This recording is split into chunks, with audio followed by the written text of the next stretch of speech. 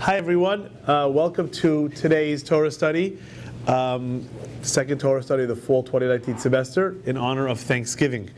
So you should have three handouts. The handout number one is a proclamation from the president. Handout number two is a discourse.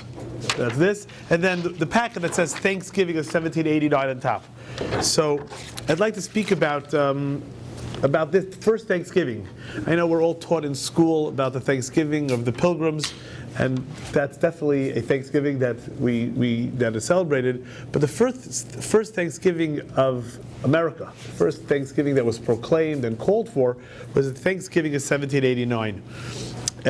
In April 30th of 1789, George Washington was inaugurated as the first president of the United States in New York City.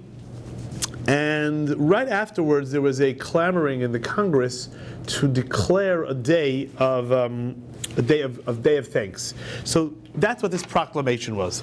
The proclamation, so it's by the President of the United States of America, a proclamation.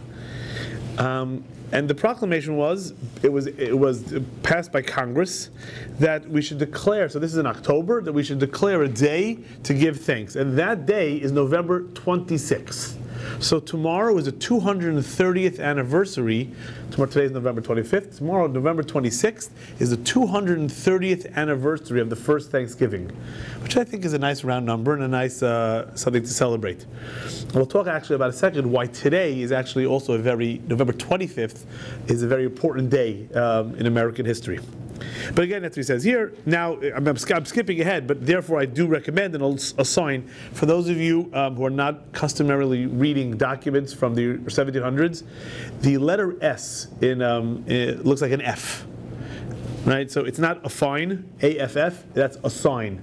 They only used what we had, the lowercase s that we know is only used at the end of the word. In the middle of the word, it looks like what we have like a small f, but it's really an s.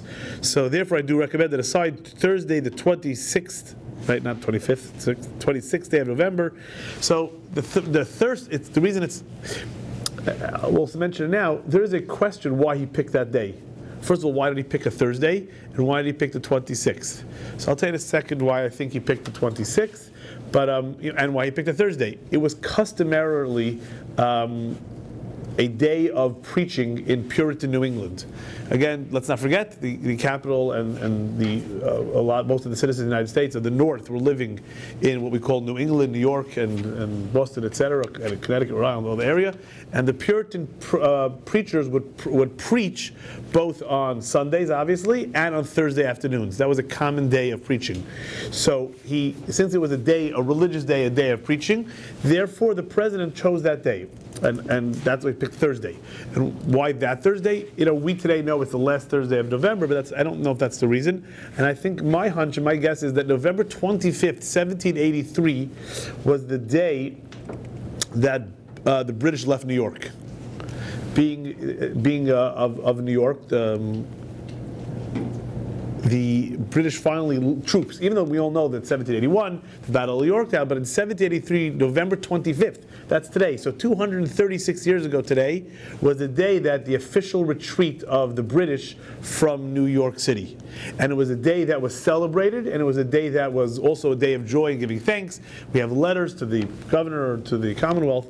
And so therefore, I do believe, and no one knows, but I do believe that since that day was celebrated, the 25th of November, and he wanted a Thursday, the day of preaching, so it worked out that the 26th of November would have both ideas together. A, it was the first year of the United States. Secondly, it reminded everyone 6 years ago of the freeing of New York City. And lastly, it was a Thursday afternoon when preachers anyway preached. So I thought to myself, by the way, if you could look at page 2, I know I'm skipping ahead a second. If you look at page 2, you have the Constitution of New York, 1777, where New York State, at the second page, it says Constitution of New York, 1777. The one that says the handout that says Thanksgiving of 1789. the Constitution of New York was the first Constitution, and I think here we are at Touro Law School, and here we are at a Torah study. We have to give thanks to New York State for being the first state that offered religious freedom in its Constitution in the new country, which wasn't a country yet, obviously, as opposed to other states. For example, the famous Maryland Constitution, which limited voters, limited holding office to those who professed belief in Jesus, and which excluded Jews until they passed something called the Jew Bill in the 1800s. So here in the New York State Constitution, we are required by the benevolent principles of rational liberty not only to expel civil tyranny, to guard against it. It can be down that the free exercise and enjoyment of religious profession and worship without discrimination or preference shall forever hereafter be allowed within this state to all mankind. So here we have, and again, provided that the liberty of conscience hereby granted, you shouldn't be licentious, or you should do something that's against the peace or safety of the state. And again, in 39, clause 39, the ministers of the gospel by their profession dedicate to the service of God. Everyone, there are no minister of the gospel or priest of any denomination. So here you have that New York State was explicitly without and did not mention believe in Christianity or Jesus, which you can find in other states' constitutions. And again, this is a year before, a little bit more, almost a year before, George Washington makes his famous speech, letter to the congregation in Newport, Rhode Island in 1790. We'll talk about that in a second. So, what happened?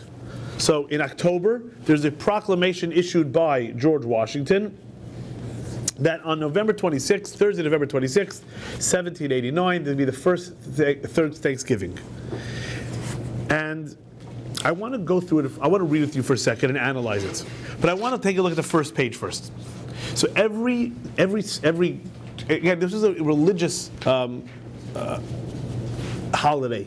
In fact, those what we call the Anti-Federalists, led by Thomas Jefferson, were against Thanksgiving.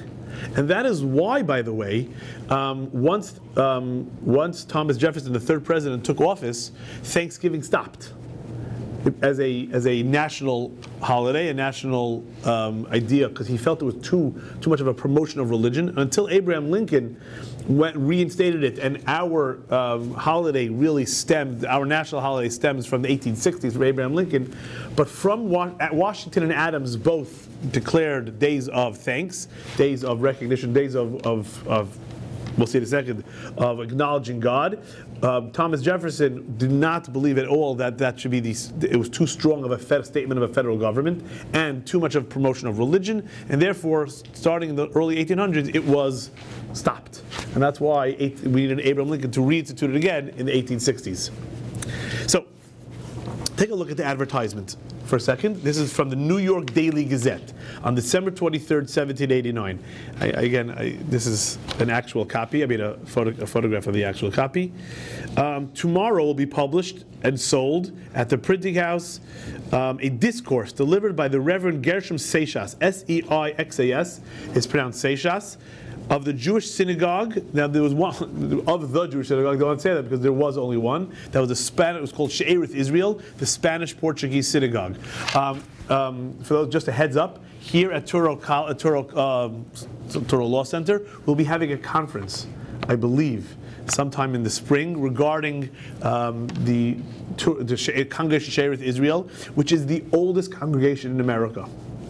There is a synagogue in Newport called, luckily for us, the Touro Synagogue in Newport, which is the actual oldest synagogue building, and they like to promote that, and that is where George Washington actually sent his letter of religious freedom. We'll talk about that in a second, and that is why Touro College is actually named Touro College. If you go on touro.edu and you look at our history, the reason Dr. Lander of blessed memory, who started Touro College and all of our schools, picked the name Touro was because of the philanthropy of Judah Touro and of George Washington's letter to the Touro Synagogue. However, it must be noted that in 1789, 1790, the Touros were in Jamaica because, I guess we could say this even though we're being recorded, the Touros were loyalists. not patriots. Jamaica Queens? No, Jamaica.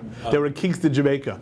They had to flee the United States of America because they were loyalists.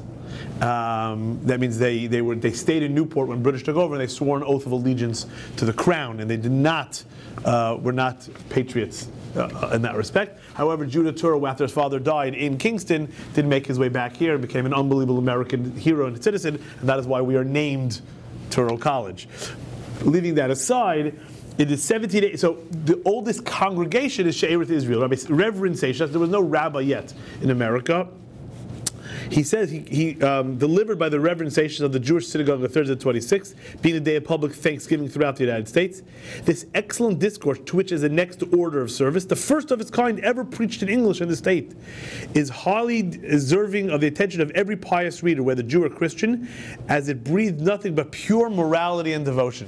So it's very interesting that Reverend Seixas was considered one of the religious leaders, not just Jewish, of the city of New York. He was asked to speak at George Washington's inauguration April 30, 1789. He was also on the board of the regents of Columbia University College, whatever you want to call it, and he was considered a well-known and well-respected preacher. They took his discourse. See the preface here?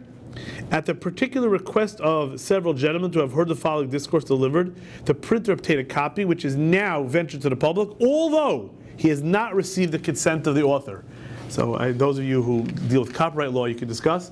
But again, they listened to the discourse, they printed it, and they did not ask his permission. They just printed it because they felt it was so worthwhile being printed. So I thought to myself, it would be such an interesting exercise if we together, if you don't mind, if we looked at the order of service, and it's an unbelievable thing. I don't really believe it to be true, but I'd like to imagine. Again, George Washington and Reverend Seixas were very close. As I said, on April 30th, 1789, Reverend Seixas, Jews were literally 0.5% of the population. Yet, so again, he wasn't representing anyone. Reverend Seixas, yet he was asked to participate and speak at the inauguration of George Washington, which was obviously a great honor, first president starting in the United States. I'd like to imagine, and again I'm saying imagine, there was some collaboration between the two, and that the order of service and the Psalms picked represents the concepts that George Washington actually set forth in his letter, in his proclamation. It's not such an imagination, I'll tell you why.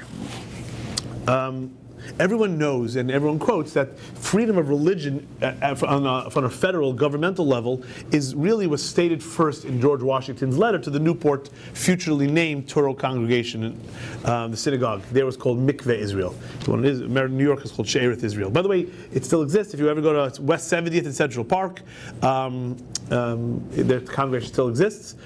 And if you're interested, I think they sell tickets. They're on the parade route. Their balcony overlooked the parade this Thursday, so you could all. But they since 1789, that congregation, She'erith Israel, has been holding a Thanksgiving service. So it's the longest running. This is the 230th year. So if you're interested Thursday morning and heading out to West 70th to Congregation She'erith Israel, the Spanish-Portuguese synagogue, they will be holding their 230th Thanksgiving service, which is hard to imagine such a thing, in this country. I mean, obviously, in other countries. And then you can go on the porch and watch the parade. The Thanksgiving parade, that one? Thanksgiving parade, yeah. So in that famous letter in 1790, George Washington promises to give bigotry no sanction. It's a famous letter where he promises the Jewish community of Newport that this government, erected by the majesty of the people, will again be free, what we call freedom of religion. Again, the Bill of Rights hadn't been passed yet. But most people don't know that the author of that phrase was not George Washington. The author of that phrase, the one who coined the phrase, was Moses Seixas. Gershom's older brother was the president of the synagogue he wasn't the rabbi, he was the president of the synagogue of Newport. He wrote an introductory letter to George Washington where he basically said, we expect that the new government will give to bigotry no sanction. George Washington in his letter back was repeating the words that Moses Seixas had written to him. So in fact, you see that there's a collaboration of the Seixas family and George Washington. So I'd like to pretend, hope, imagine that the proclamation issued by George Washington had a lot to do with the order of service. So I don't know how well you know your Roman numerals. So look at the order of service on page 1. Performed in the synagogue in the city on Thursday the 26th, agreeable to the proclamation of the president, right? To a recommendation of Congress on the 3rd of October. The following Psalms are chanted by the congregation. The first 3 verses of Psalm XCV, right, you all know that to be 95. The whole of Psalm 30, then 33, 34, 46, 54, 66 and 121. Then the following discourse was given, which is printed by Reverend Seixas. He's called here, you notice, Reverend Mr. Gershom Seixas, Hazan, reader, because again, there were no rabbis in America at this time, so the most learned person was the Hazan, was the one who led services. And then other Psalms pray for the rulers of the United States, pray for the congregation, festival services, and Adon Olam, and a prayer by the Hazan. So that's what the service. So it's again 230 years ago tomorrow. So here I have, if you don't mind having in front of you both these things, page 2 of this handout and the proclamation. We'll look at the proclamation together, and I want to show you there's an unbelievable, and I really am hoping that perhaps there was this synergy between Reverend Seixas and George Washington, where what the wording of the proclamation and the Psalms picked mesh perfectly. So that's why I want you to look, if possible, at both the proclamation and the Psalms. By the President of the United States a proclamation. Whereas it is the duty of all nations to acknowledge the providence of Almighty God.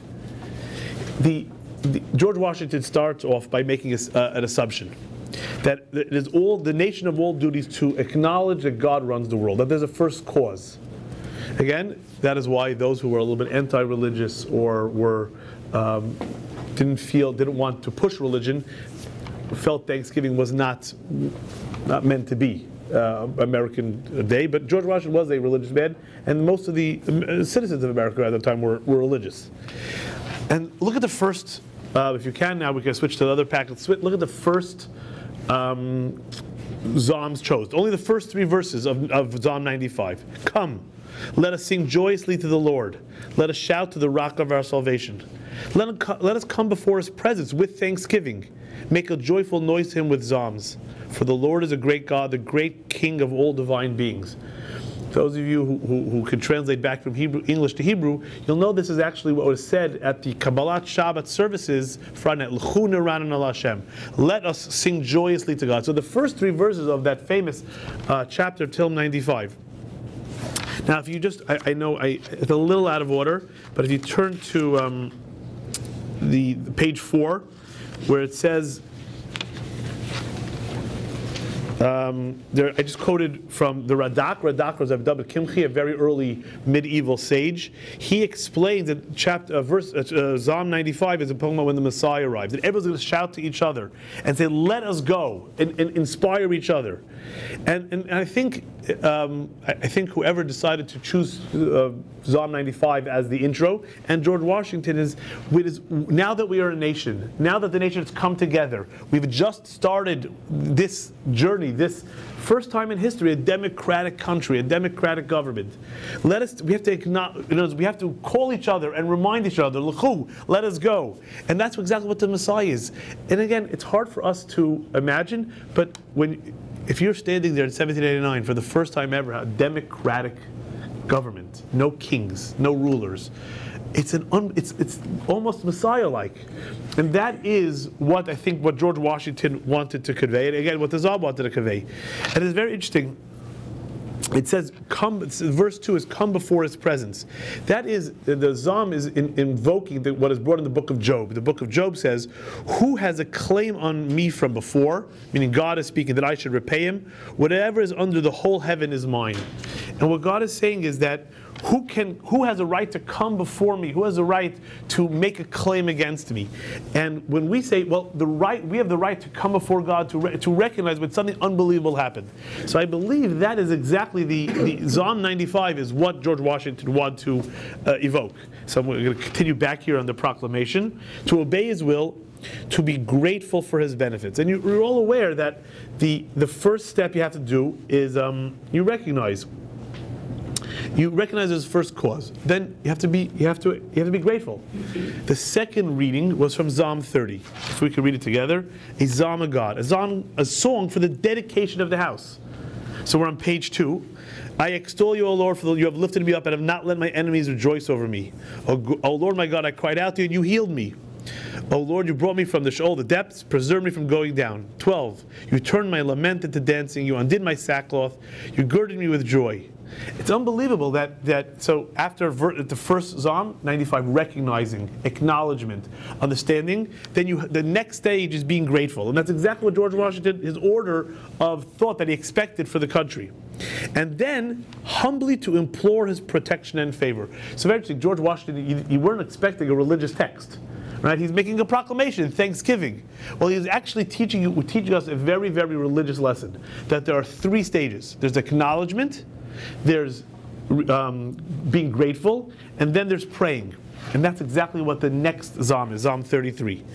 Sing forth, O Lord, to the right, Lord, it is fit, sing him a new song. And at the end of it, I skipped to chapter 20, 4 and 5. For the word of the Lord is right, his every deed is faithful. He loves what is right and justice. The earth is full of the Lord's kindness. And that's very important that he recognizes, and I think that's why it was picked also, that the concept that the world should have justice in it. But then, verse 20, we set our hope in the Lord. He is our hope, help, and our shield.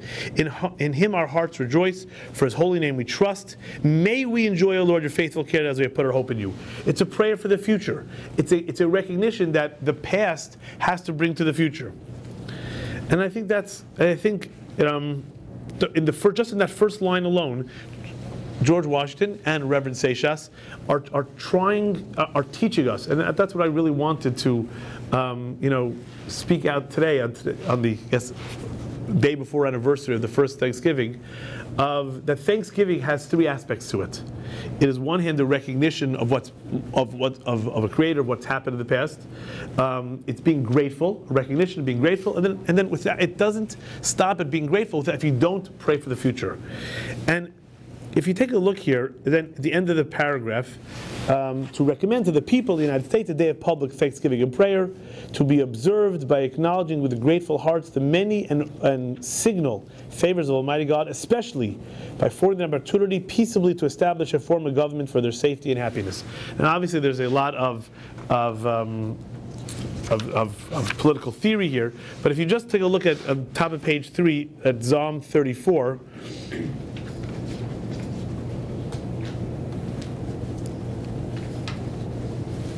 here was a lowly man who called, and the Lord listened, and delivered from all his troubles. The angel of the Lord camps around those who fear him and rescue them. Taste and see how good the Lord is. Happy is the man who takes refuge in him. Come, my son, listen to me. I'll teach you what is to fear the Lord. So, who is the man who is eager for life, who desires years of good fortune? Guard your tongue from evil, your lips from deceitful speech. Shun evil and do good. Seek amity and pursue it. The eyes of the Lord are on the righteous, his ears attentive to their cry. And the face of the Lord is against the evildoers, to erase their name from the earth. The founding fathers, those who were religious men, whether or not they're religious men, and whether they were deists or whatever actual religion or whatever church they showed up to, the religion of the men was they really believed that founding of America, founding of freedom, was a calling, was bringing a completion to the world, bringing God's message to the world that had until this time never been there. And was not only was it a new experiment, it was a culmination of what the world was meant to reach. And what's interesting, and I didn't have a chance to bring it, the book that sort of inspired everyone was a book called Common Sense by Thomas Paine. And what's interesting is, if you read the book, the majority of the book are, besides it's common sense. So obviously there's common sense. No taxation without representation, and we all know the history of America. But a lot of it is, look at the Bible, and the Bible doesn't want kings, and the Bible is against monarchies. And look at the Bible, look at all the troubles that all the kings. And we all know that if you read the book of Kings, you read the book of Samuel, the book of Kings, etc., the book of Jeremiah, you read all these books, and you'll see how. And in the book of Samuel, you'll notice how denigrating, or a better word, how the Bible seems to say kings just mess everything up. And as Thomas Paine himself was one of the true atheists. He was not like all the other founding fathers who were deists, who believed in God, who believed in providence. He actually did not. And if you ever have a chance to read the history of Thomas Paine, it's fascinating.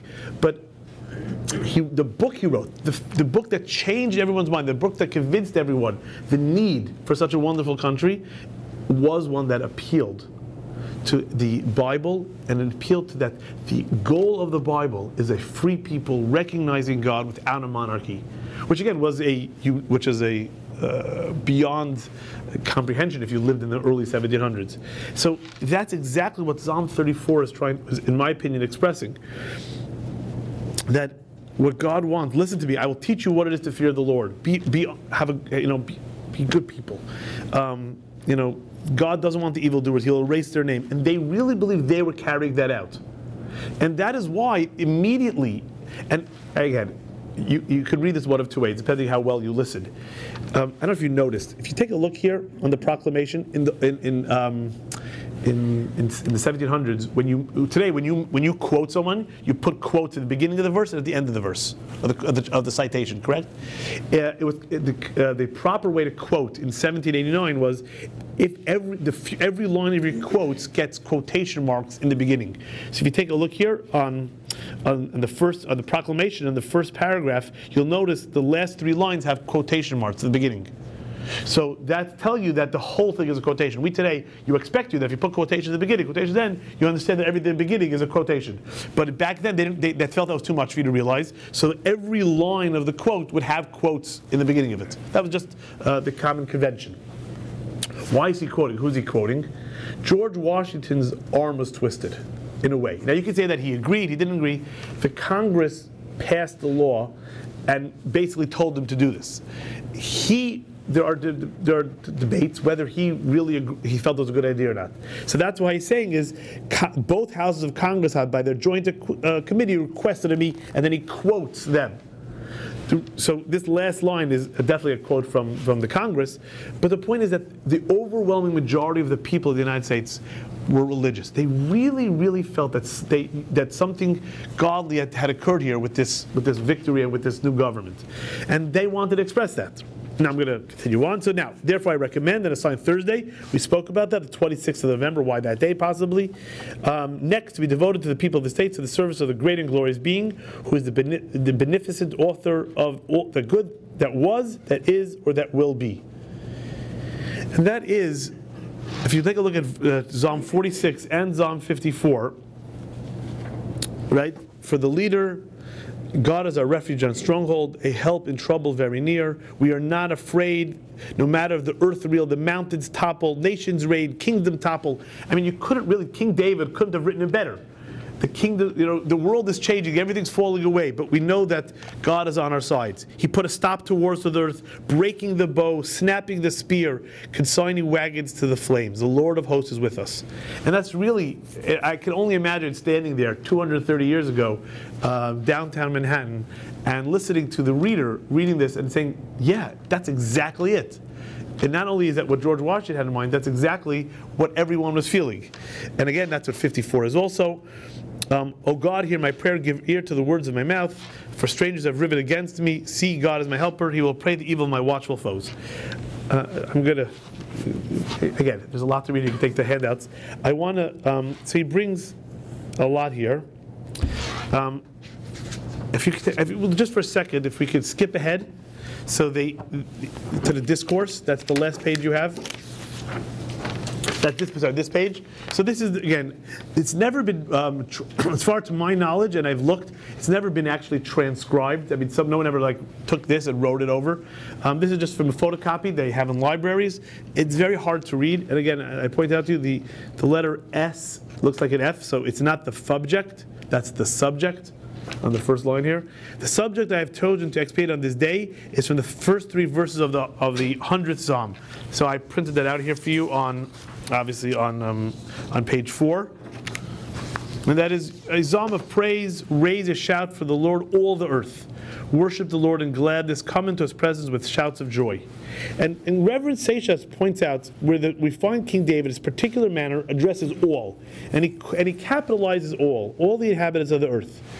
Reverend Seixas was aware that while he was speaking in the Spanish-Portuguese congregation in Lower Manhattan, he didn't know that they would take it against his will and print it, which I showed you from the first page. He had no idea that was going to happen. But he was well aware that he was not just speaking to the Jewish congregation, which was eternally grateful for the first time having a government with the freedom of religion, and again, they pointed out New York State being that first state. But he was aware that he was addressing all Americans.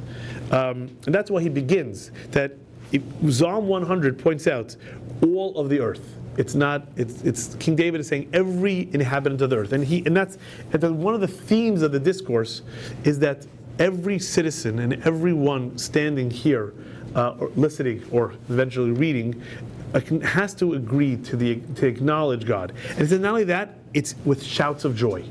It's not enough if we would just recognize it. It's not enough if we would just be, grateful. We have to be joyful about it. And then again, the discourse is actually a very interesting treatise on how to interact with God. And I'm just going to skip to the bottom here. You may here ask, how is it possible for us finite beings to attain a knowledge of God? Are we endowed with faculties to comprehend that which is infinite? It is generally, though wrongly, asserted as a thing impracticable. And again, here he's addressing, and this is exactly why I believe there was some collaboration. He's addressing here, again, my understanding, Thomas Jefferson. He's addressing the deists. He's addressing those who believe that there's a creator, a God, and he sort of lets go. He created at one point, and he's no longer involved in the world. And the president, expressing the thoughts of the Congress and expressing the thoughts of the citizens, were that God is running history, has a hand in history, is pushing history. And the whole discourse is, how do we as finite beings relate to infinite God? Which was the question of the deists. And you may, again, that's what he says here, that's exactly what he's beginning. That the Lord said, when you have to shout with joy, it's not just a recognition. We're all smart people. Our intellect can lead us to many things. But when you shout with joy, it's because you feel it. You experience it. So he chose those verses that says, the verse of thanksgiving has to come from a feeling that that it happened to me, that it's relevant to me. But that determines I have a relationship with God. So his discourse was, and again, with time constraints, his discourse was really about how do we interact with God? How do we understand that feeling of thanks, something that's very personal to me? And that is exactly why he chose Psalm 100. Because A, it appealed to everyone, all the earth, and B, it was directly addressing. So it's if you understand the history of what's going on, it's not only a discourse, it was a attack, I think, on the deists, on Thomas Jefferson. It was backing up George Washington, backing up the Congress, and that is why, in my opinion, again, this is all speculation, why it was printed, or why it was considered. Again, it was printed in the New York Gazette. It wasn't printed, there were no Jewish publishers in 1789. It was printed for all citizens as a discourse that is worthy of thinking about that where God is in our lives. So, again, I'm no one to have a Thanksgiving message to anyone, but today is the 236th anniversary of freedom of religion here in New York State, and tomorrow the 230th anniversary of giving thanks to a country that has been a home and a freedom to the Jewish people, to all the people of America. I think it behooves us all to take the lesson of the steps that George Washington laid out for us, of recognizing, acknowledging, praying for the future, to use these days to, without trying being too political, to recognize the gift that America is to all of us. So I want to wish you all a happy Thanksgiving. Thanks for joining me, and have a great day. Any questions? Nope? Okay, great. Where does the turkey come from? Where does the turkey come from? Again, that's later on. Again, you'll notice there's nothing here about meals or eating. It was purely a religious day. Later on, when became a national holiday with Abraham Lincoln, then they went back to the Pilgrims. They sort of didn't go back to George Washington. They went back early, but first Thanksgiving in America was a religious holiday. Was a day of thanks, literally Thanksgiving.